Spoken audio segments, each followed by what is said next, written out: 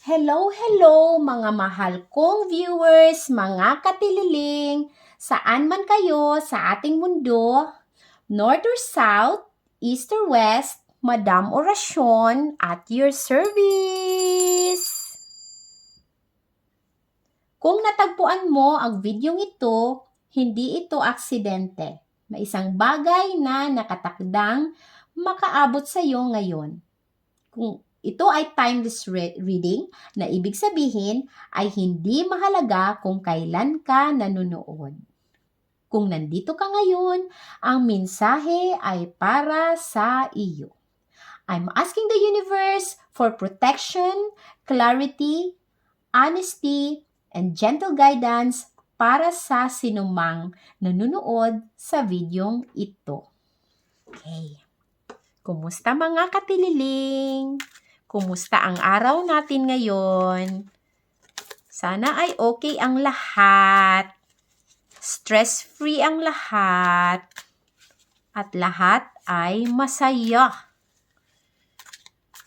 Okay, so tingnan natin ngayon kung ano ang masasagap natin na energy galing kay universe. Tingnan natin. First, we have Ace of Pentacles. Maganda ang card. We have, next is Two of Pentacles. Uy, mga Pentacles. Pag Pentacles, ano to? Career matter to. Pwede rin sa health. Uy, ito na naman si priestess. High priest. Ayan, or hierophant. Yan. We have the tower dito. Bakit? Tingnan natin. We have the Five of Cups. Ito si Five of Cups na naman. We have the Ten of Wands. Seven of Wands. Uy, bakit ganito yung... ito yung maganda. Ten of Cups. Yan. Hindi puro negatibo. Ito pa, ayan si Sun na naman lumabas. Maganda yung card. May hindi maganda, pero may maganda din. Pero actually, hindi talaga na hindi maganda. Parang mga positive ito eh. Mukhang negative lang, pero positive siya. Okay, guys? Okay. Tingnan natin. Tingnan ni Madam Orasyon yung kaya niyang basahin. Kahit negatibo yan, magiging positibo yan. Kung merong negatibo dyan. Tingnan natin. Ito yung unang card. Ace of Pentacles. This is the heart of the matter, ang kasalukuyan. The present, kung ano ang nagaganap sa kasalukuyan. Okay, guys? So, dito nakalagay Ace of Pentacles. Ayan. Ace of Pentacles, ibig sabihin nito, pera. Ayan, pera. Very clear, ha? May pera. Ayan. Pwede itong sa career. Ayan. Maaring sa career ito. O pwede rin ito sa health. Merong stability. Ganon. Basta anything, ang mga material na bagay. So, ibig sabihin kasi Ace yung simula ito. May nagsisimula. May pagsisimula. New opportunity. Yun. Siguro sa trabaho, may magsisimula ka sa bagong na napasukan mo na trabaho. Maaring ganon. Or negosyo, may pagsisimula. So, ito yun. Basta may parating. Ito yun. Ito yung ibig sabihin. May parating. Siguro sa health naman, mas, parating sa'yo na, magiging mas healthy ka na. Mas magiging malusog ang katawan, pangangatawan mo. Parang ganyan. Basta positive siya. New venture sa career, or may manifestation na mangyayari na gusto nyong i-manifest. at ito ay parating na. Guys, ha? Ito yon. So, isulat sa comment section ang mga gusto ninyong i-manifest. Ha? Sa ngayon. Or pwede rin isulat, I claim it or I claim for positive energy. Kung nakaka-resonate kayo, please comment down below, ha? Ito yon. Very clear. Oh, malaking pera. Ayan, oh. Ace of Pentacles. So, yan yung kasalukuyan ninyo. Dito tayo sa past. Yung naganap na. So, we have here Two of Pentacles. So, dito parang may ginawa kang desisyon. Or, hindi ka pa nakakapag-desisyon. Kasi nga, nahirapan kang magdesisyon dito. Ayan, oh. May dalawa kang pinagdidesisyonan dito na bagay. Pero nangyari na ito. So, siguro may napili ka na. May napili ka na dito. Kaya magsisimula ka na dito. May pagsisimula ka na dito. Kasi may napili ka na dito siguro na gagawin mo. Yan. Basta may napili ka na siguro. Kasi nangyari na to eh. Yan. Dito na may pagsisimula na kasi dito. So, may napili ka na nga. Yan. May ginawa ka ditong desisyon. Yan. Ha? So, whatever it is, it could be a relationship, it could be, but mostly this is career matter kasi Pentacles. Yan. Or sa health mo, siguro may pinagdidesisyonan ka sa health mo. Basta anything na kailangan mong magdesisyon. Dito may ginawa ka, kaya dito nagsisimula na. Pwedeng, let's say, may sakit, taong may sakit, o may mga treatments na gagawin, o kailangan mong pumili kung anong uri ng treatment yung gagawin mo. Katulad yung sa paa, let's say meron kang bunions. Ngayon, pumunta ka sa indecision ka, may indecision, let's say yung doktor, pinapapili ka kung ano yung gusto mo na treatment. Paano i-fix yung bunion mo? Kailangan mong operahan? Kailangan mo lang bang gumamit ng sapatos na malaki, hindi papakialaman yung paa mo, pero masakit na yung paa mo, so kailangan na ng operation. Pero may iba-ibang klase ng operation.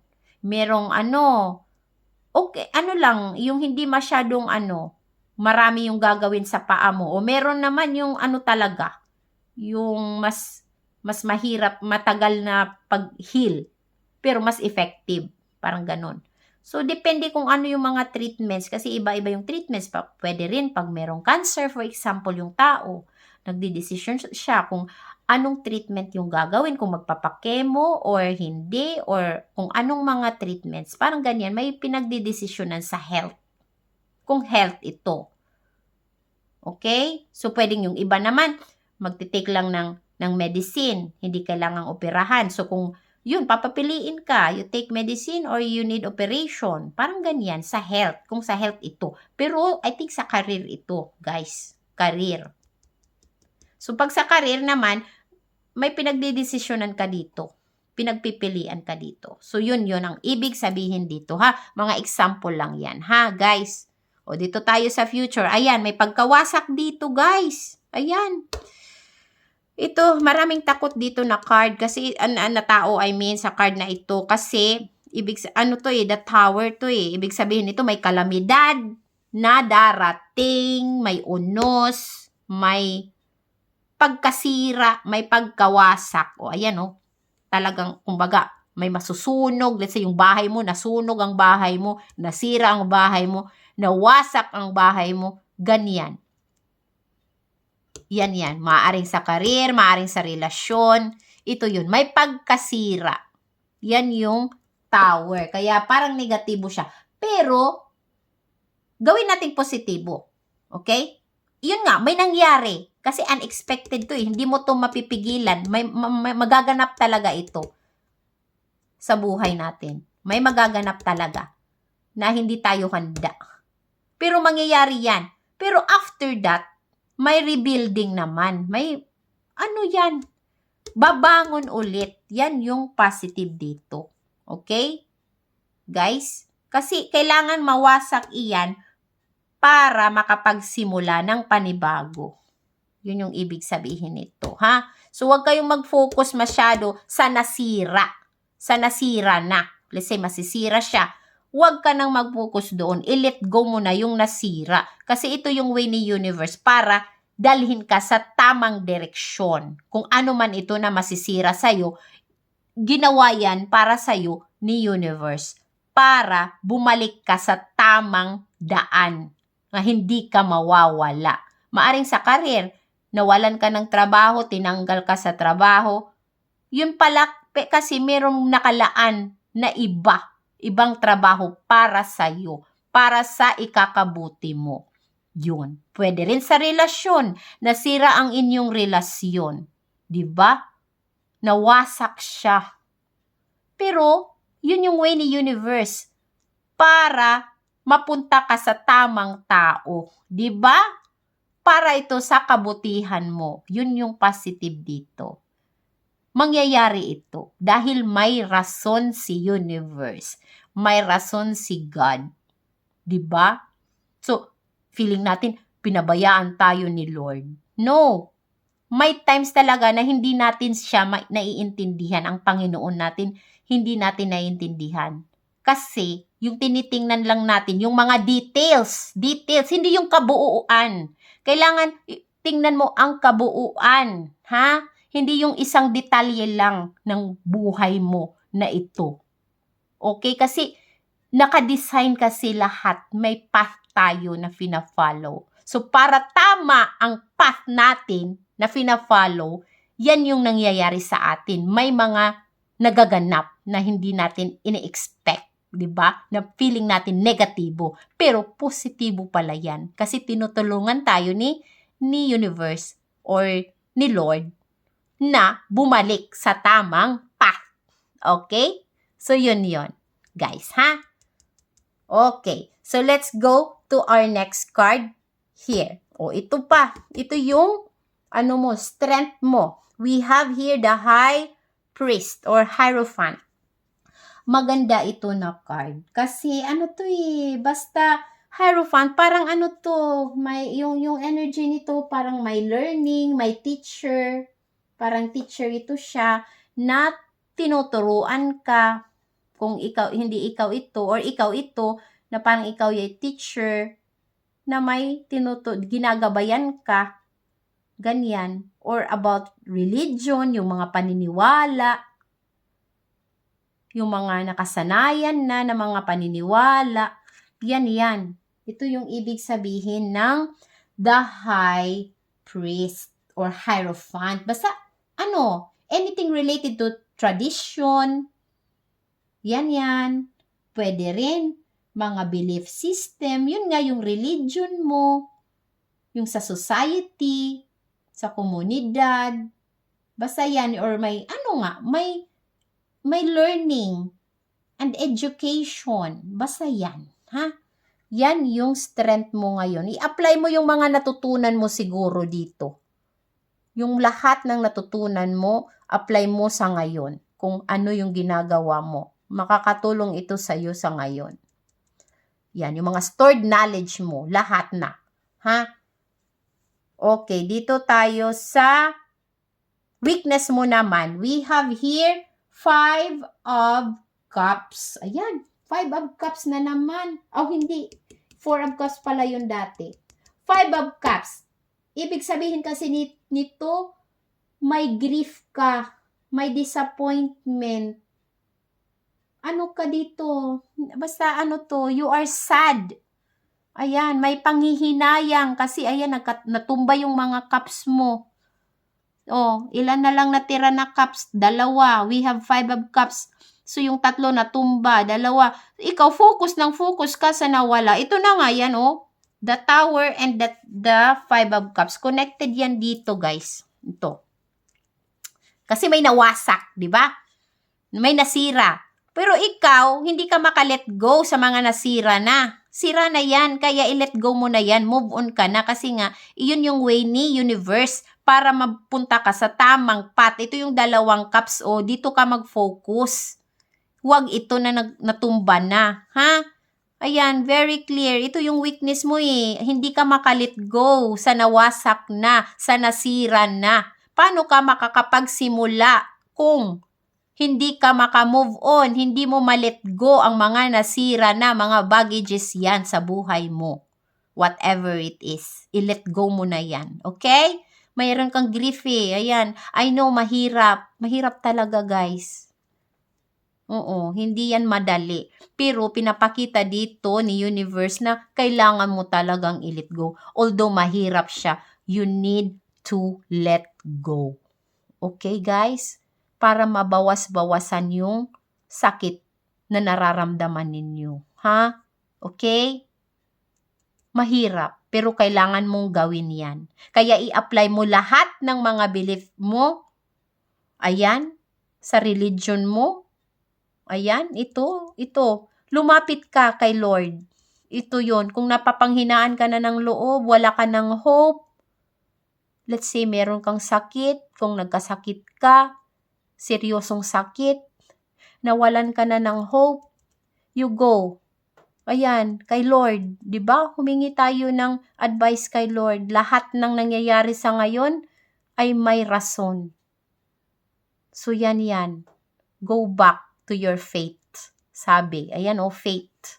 Faith ito religion. So, kung may mga tao dito na nararanasan ito ngayon, I know hindi madali. Masakit yan. 'Di ba? Hindi natin control ito, yung buhay natin. So, kailangan talaga may mawasak bago tayo makapagsimula. May rason lahat yung nangyayari sa buhay natin sa ngayon. Okay? So, I hope, I pray for your guidance and healing sa mga katililing ko dyan na nakaka-resonate dito o sa mga may pinagdadaanan sa ngayon. Okay, let's continue. Dito tayo sa anong area ito? Na-block na si Madam Orasyon na naman. Ano ba dito yun? Hindi ko na maalala. Okay, ito yung earth sign dito, earth area. We have 10 of Wands. Yun nga, connected ito dito. Tsaka dito. Yan, 10 of Wands. Ayan pagod ka na dito eh. Pero nagmo-move on ka. Yun yung maganda. You're moving on. Ayan. Natutumbak ka, pero go ka pa rin. Patuloy ka patungo dito. Ayan malapit na talaga. Maaano mo na yung lahat ng mga pasanin mo. Ayan, kunting kimbot na lang. Maaabot mo na din yung mga goals mo. Lahat ng dinidream mo. Ayan, kunti na. Siguro kung nag-undergo ka ngayon ng treatment, ayan, malapit na, matatapos na lahat. Diba yung chemo, for example, chemotherapy. Matatapos na, guys. Okay? Kunting kimbot na lang, kaya mo yan. Okay? Kung sa larangan ito ng health. Pero kung sa career, ayan din, kunting effort na lang, makukuha mo na yung kinakamit mo na success. Yan yung ibig sabihin dito, ha? Let's continue sa mindset mo. Ayan, yung sabi dito sa mindset mo, yung air area mo, be defensive. Ayan, lumaban ka. Huwag kang magpatalo. Yan ayan, laban ka dito, ha? Lumaban. Yan ang sabi niya. So, connected dito kay 10 of Wands. Para makapagpatuloy ka, do not give up. Ayan, ha? Yan yung sabi ni 7 of Wands. Stand your ground. Never say die. Ayan, fight, sabi niya. Laban Japan, sabi. Okay, ito yung next. Ito maganda yung card dito sa fire element mo. Meron ka ditong fulfillment, happiness sa pamilya. Family ito eh. Ayan. May kasiyahan, emotional fulfillment, success and joy. May prosperity akong nakikita dito. So, very nice card. So, malapit na. Ito na to eh. Ito na yon. Ito yung marireach mo. Ito. Dito. 10 of Cups. Connected yan dito sa 10 of Wands at 7 of Wands. Okay? So, kunti na lang. Malapit ka na. Ma-reach mo na ang goal mo. At ito yung last. Ito yung, water area. Ito yung feelings mo to, emotions. May sun, may hope, may joy, may happiness. Yan yung ibig sabihin dito. See? Ayan, connected yan lahat. Ngayon, nagdadaan ka ng paghihirap, pero patapos na siya. Ayan, patapos na. After sa pagkawasak, ito na yung magaganap. Ha? Okay, so yan. Yan ang energy ngayon. Okay, so last. Isa pang message galing kay universe. Ito. Oh, ayan. We have pets. Getting a new pet. Giving a current pet more love. Ayan, magkaroon kayo ng pet sa bahay. Kung nalulungkot ka, ito yung makakatulong sa iyo ngayon. Magkaroon ka ng pet. Pwedeng pusa, pwedeng aso, o bahala ka na kung pwedeng ibon, kung anong gusto mong gawing pet sa bahay. Makakatulong ito para mahanap mo si Joy. Okay? Yung pets. For healing also.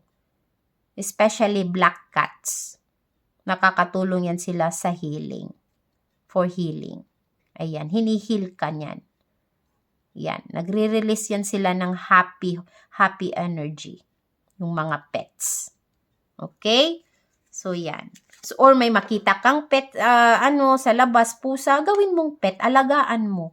Kung walang may nag-aalaga, yan. Pwedeng ganun din. Okay? Okay, so ito na yung last. You asked a question again. And isulat sa baba, sa comment section. You ask anything, and then, ibibigay ni universe ang sagot. Okay, I will count 1 to 10. 1 to 10, 1 to 3. 1, 2, 3. And the answer is C. Let it go. So, kung ano man yung mga, mo talaga nga, yung hindi ka makamove on, let it go. Kung yun yung tinatanong mo, ayan, let it go. Sinagot ka na ni universe maraming beses, di ba? Let it go. Yan. So, yan ang mga energies natin ngayon. Kung nag-resonate ang mensaheng ito, maaari ninyong i-like ang video. Makakatulong ito upang maabot ng video ito ang iba na maaaring nangangailangan nito. Feel free to subscribe if you'd like more timeless readings like this. Thank you for being here. Take care of yourself. Goodbye for now. Madam Orasyon at your service.